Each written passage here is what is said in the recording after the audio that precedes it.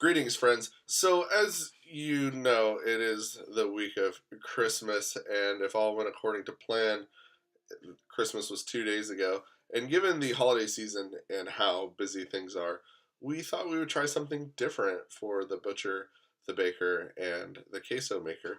So by we I mean I guess that's the royal we. I'm just gonna I'm just gonna put some stuff out there. A little pontification on the Christmas season. And so, to get started, I'm a spoiled, rotten only child.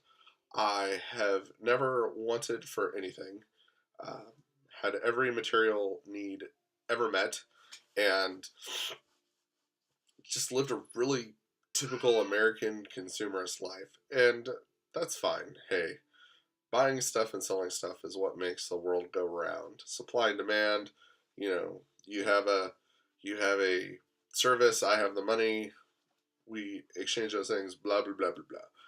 But one of the things that I came to realize after we had our three tiny humans is tiny humans collect a lot of stuff.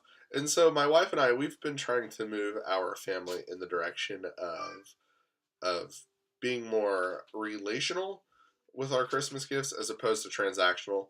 So, for instance, last year at a charity auction, we bought a behind the scenes tour of the Portland Zoo, and we got to feed elephants bananas, and the kids got to touch the elephants, and it was really fun. And we rented a beach house and stuff, and made a big deal about it. So the kids actually got their Christmas gift in June instead of December. We gave them like a coupon and a stuffed elephant in December. This year, we wanted to do something for the kids where we weren't just buying more stuff to fill up the toy room. Yes, the kids have a toy room. It's not this room. This is mommy and daddy's toy room. The violins on the wall, those are my wife's. She's much smarter than I am. And so we wanted to avoid just filling up the toy room. So we bought the kids a puppy. It was crazy. We found it on Craigslist in Portland, left at 2 in the afternoon, 2:30 in the afternoon, made it to Portland and picked up the dog about 8:30, brought the dog home. It was a cannonball run, but that was the kids' Christmas gift. So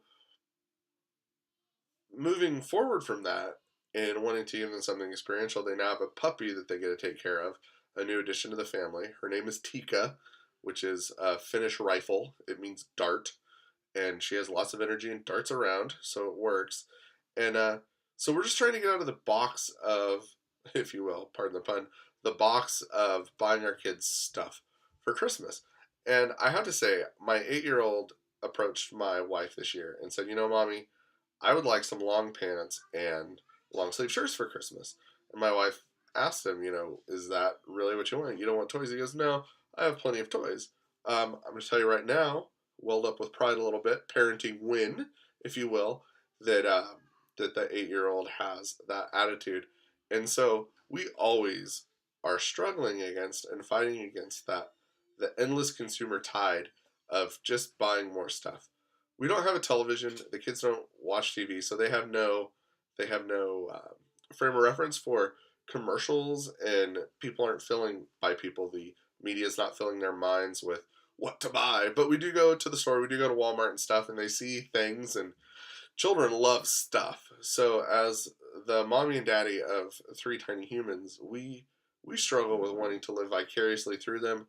There are things we have purchased for our children that maybe they didn't want, but mommy and daddy wanted them to have. And at the end of the day, we're really striving to one, meet their needs, provide everything they need. We do that. That's not a Christmas thing. But give them things that they are going to remember more than just play with, because it's that age old scenario where the toy is broken 2 weeks after Christmas, and it is what it is. We have a 2.5-year-old, so we still get away with just providing boxes. He's more interested, in fact, in the boxes sometimes than what come in the boxes, which is good. So I'm telling you all of this to encourage you guys to to if you can, and this isn't a criticism. I'm not obviously judging anyone because I don't know the millions of people on the interwebs that could possibly watch this video, but just by way of by way of my own personal experience, strive to be not transactional, rather relational with your kids. Provide them opportunities for memories and not just stuff, because I'm sure my kids will remember for years to come piling into a little Jeep Liberty and driving to Portland from Southern Oregon and getting home at 1 a.m., 1:30 in the morning, and getting their new puppy. And I hope, God willing, that those memories will last longer and fade slower than um, just buying them stuff. And my wife found a great thing, a great resource online. I would love to credit it, but I don't know where she got it. Um, but it's the idea that you buy each of your kids four things: something to play with, something to wear, something to read, and something I think that they need, maybe, or maybe it's three things. I don't know. You get the point. So, yeah, just be super deliberate in Christmas time. And hey, you know what? If you're not a Christian, you don't go to church, you can still make Christmas about providing for others, doing things. My son and I are going to Mexico for 8 days to help a friend out at a church down there, doing VBS for kids in a little agrarian barrio. So that's going to be my oldest son's Christmas experience this year. We're super excited about that. And any opportunity that you can use to help your children understand that Christmas is more about them, because it's called Christ Mass, not Me Mass. Me Mass is your birthday. Christmas is really about other people. It's really, really about the incarnation and the access that we have to God by Him coming to earth in the form of a baby. But on top of that, it's about loving your neighbor as yourself. And Christmas is a great opportunity to instill that in your kids and not necessarily spend a lot of money on crap that's just going to break. So, for what it's worth, it's my thoughts on Christmas. Love them, hold them close, give them hugs and smooches, and really, really forge those memories that they're gonna remember for a long time. And maybe that's getting in a Jeep Liberty and driving uh, 5 or 6 hours to a big city and buying a dog you found on Craigslist. But either way, Merry Christmas, guys. Happy New Year.